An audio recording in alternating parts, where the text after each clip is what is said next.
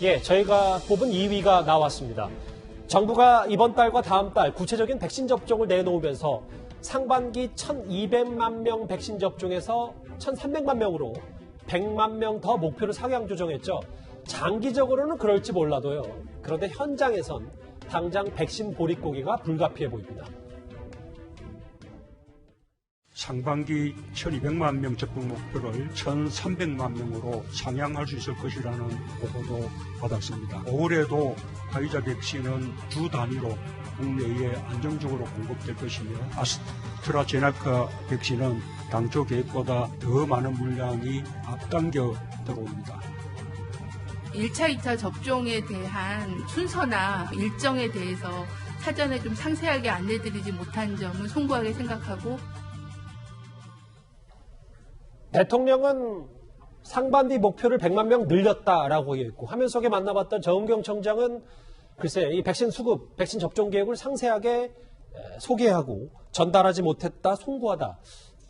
좀 온도차가 있는 겁니까? 또다시 혼선이 발생하는 것이죠. 문재인 대통령과 또 과거의 정세균 전 총리 그리고 방역당국의 실무적 책임자인 정은경 청장 사이에 서로 결이 다른 메시지가 나온 게 어제 오늘 일이 아닙니다. 시간을 거슬러 올라가면 중국인 입국 금지 사안부터 정은경 청장 같은 경우 당시에 그러한 조치들이 방역에 도움이 될 수 있다는 취지로 말을 했는데 정부에서는 강하게 반대를 했었죠.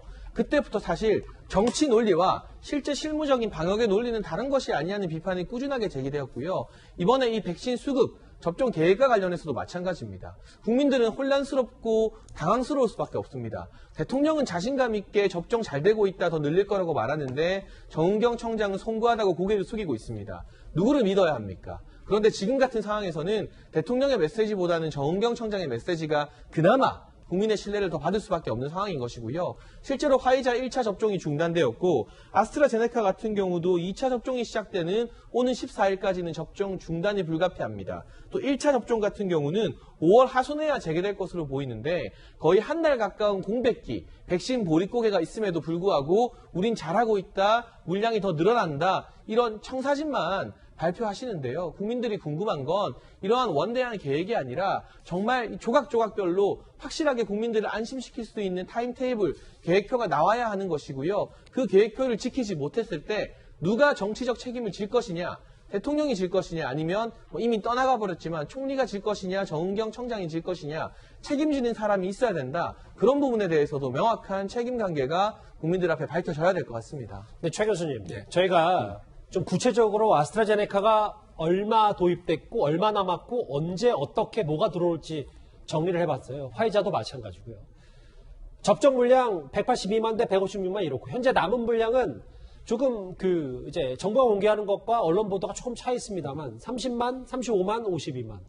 근데 이제 예정대로 다 들어온다고 하더라도 상반기면 6월 말이잖아요. 네.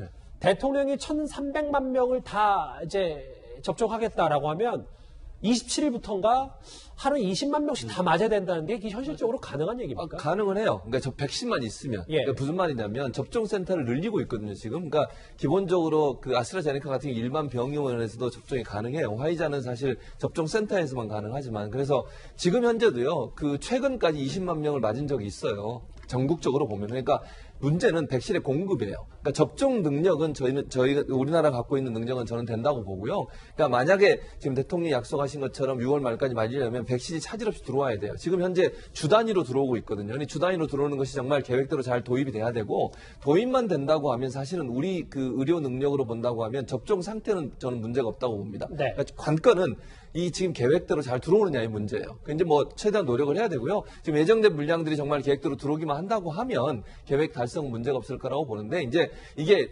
백신이라고 하는 게 아시는 것처럼 전 세계적으로 지금 공급이 상당히 불안정하기 때문에 계획대로 잘 들어올 수 있을지 하는 부분을 우리가 지켜봐야 된다고 보여집니다. 그럼 이제 그런 계획이 차질이 있을 수도 있다는 가정도 대통령이나 혹은 정부가 조금 더 국민에게 상세하게 설명해야 되는 건 아닌지. 뭐 차질이 생기면 설명해야 된다고 봐요. 근데 그 전에라도요. 근데 이제 문제는 뭐냐면 6월까지 계획을 지금 얘기하는 것은 저는 예. 필요하다고 봐요. 6월까지 이렇게 하겠습니다라고 약속을 해놓고 그럼에도 불구하고 차질이 생기면 그때마다 이런 문제가 차질이 생겨서 좀 지연되고 있습니다라는 설명을 해줘야 돼요. 정경 청장이 얘기했던 것처럼 이게 문제가 되는 건 뭐냐, 논란이 되고 있는 것은 차질이 생긴 부분을 구체적으로 빨리빨리 설명을 안 해주다 보니까 이게 논란이 되고 이슈가 되고 있거든요. 그래서 저는 제가 제안하는 건 이런 거예요. 매일 방역 브리핑 하잖아요. 그때 백신에 대해서 계속 얘기를 해주는 거예요. 오늘 몇 명 맞았고 앞으로 어떻게 맞을 거고 다음 주에 얼마가 들어올 거고 이런 부분들을 좀 구체적으로 잘 설명해주는 그런 기회들이 좀 있었으면 좋겠어요. 그래서 국민적 불안감을 좀 상쇄할 수 있도록 하는 게 필요하다고 저는 생각합니다.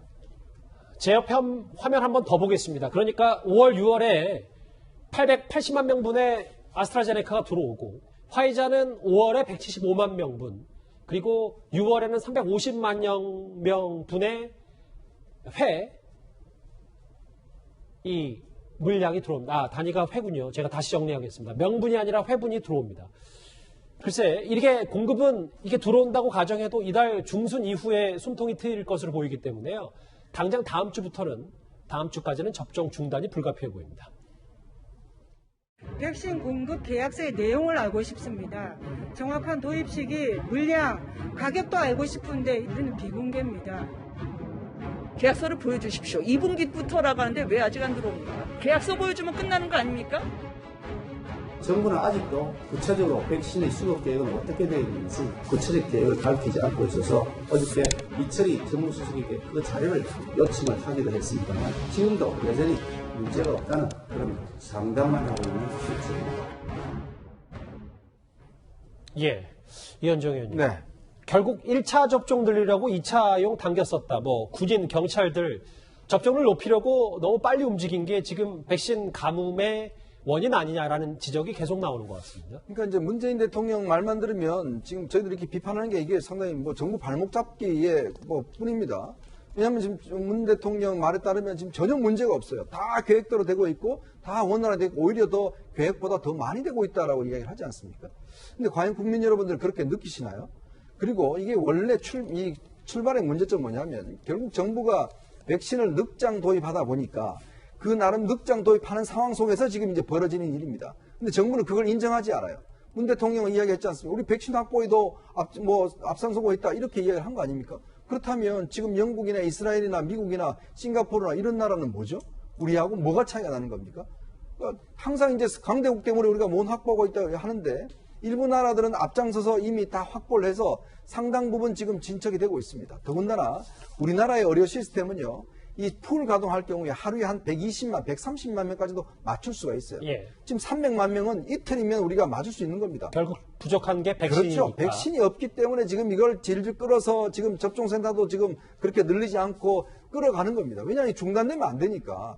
자, 그렇게 하다 보니까 지금 300만 명을 상반기에 맞은 게 대단한 성과처럼 이야기를 하는데 300만 명 제가 말씀드렸지 않습니까?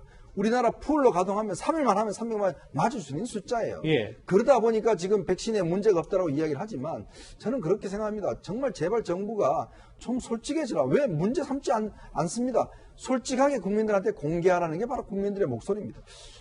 저희가 계속해서 정부를 지적하고 있는 내용이 바로 백신 수급 문제인데요. 이와 함께 동전의 양면과 같은 게 바로 백신 부작용 문제입니다. 그런데 오늘 민주당 대변인이 이런 말을 했습니다. 대체로 의약품 경우에 그런 심각한 부작용은 늘 있어 왔습니다. 소화제를 먹어도 약 부작용 때문에 사망에 이르는 경우도 존재하기 때문에 자동차 사고보다도 훨씬 낮은 확률로 일어나는 일인데 우리가 자동차 사고가 날 것을 대비해서 차를 안 타는 건 아니잖아요. 이영민 대변인이 의사 출신이기도 하고 국민적으로 좀 불안하니까 그래서 좀 안정시키고 혹은 경계해야 된다는 건 알겠는데 비유가 좀 부적절한 것처럼 보입니다. 저분들 10년 전에 굉장히 국민 건강권을 가지고 민주당에서 속된 말로 위협을 과장해가지고 이득 많이 보신 분들입니다. 광우병은 미국에서 발생 사례가 한 건도 보고되지 않았음에도 불구하고 제로의 확률을 가지고 그렇게 대국민 홍보를 해가지고 큰 시위도 나고 그래서 이명박 정부가 출범하자마자 굉장히 큰 곤란을 겪어가지고 국가 마비 사태까지 갔던 걸 기억하실 겁니다. 그때 그들이 강조했던 구호가 뭐냐면요. 단 하나의 가능성이 있으면 용납할 수 없다는 용어를 썼어요. 근데 지금 상황에서는 실제 부작용 사례가 많이 나오는 상황 속에서 부지적으로 뭐 소화제라느니 무슨 뭐 차 사고라는지 이런 식으로 비유해가지고 궤변에 가까운 이야기를 할 필요가 있느냐, 전 이런 생각이 들고요. 예. 저는 백신 수급 문제와 관련해서 아까 저희 당의 김미애 의원도 그렇고 김은혜 의원도 지적했지만요. 야당을 못 믿기 때문에 이런 상황이 계속 발생하는 겁니다. 예를 들어 우리가 북한과의 어떤 중요한 외교적 관계라든지 아니면 대외 관계라든지 이런 데에서 국민들이 궁금해하는 게 있으면은 국회 정보위원회에서 그 문서들을 야당 국회의원들과 함께 열람하는 그런 절차들이 있습니다. 그렇게 해가지고 만약에 문제가 있으면은 야당 의원들이 문제를 제기하고 다만 그 정보 자체는 밖으로 공개가 되지 않는 그런 식으로 민감한 정보를 처리하게 되는데 만약 진짜 계약 관계라는 것을 밝힐 수 없는 것이라면은 야당 국회의원들과는 그것을 공유하고요. 야당 국회의원도 엄중한 책임을 알고 있기 때문에 그것을 개인적인 이익을 위해서 공유하거나 이러지는 않을 겁니다. 야당 국회의원들을 안심시키고 그럼 야당 국회의원들이 나가서 야당을 지지하는 국민들에게도 계약 조건을 살펴보니까 진짜 정부의 말에 신뢰할 만한 부분이 있습니다. 이렇게 같이 해명을 할 거 아니겠습니까? 코로나에 대해 가지고 초당적으로 협력한다는 건 이런 걸 하라는 겁니다.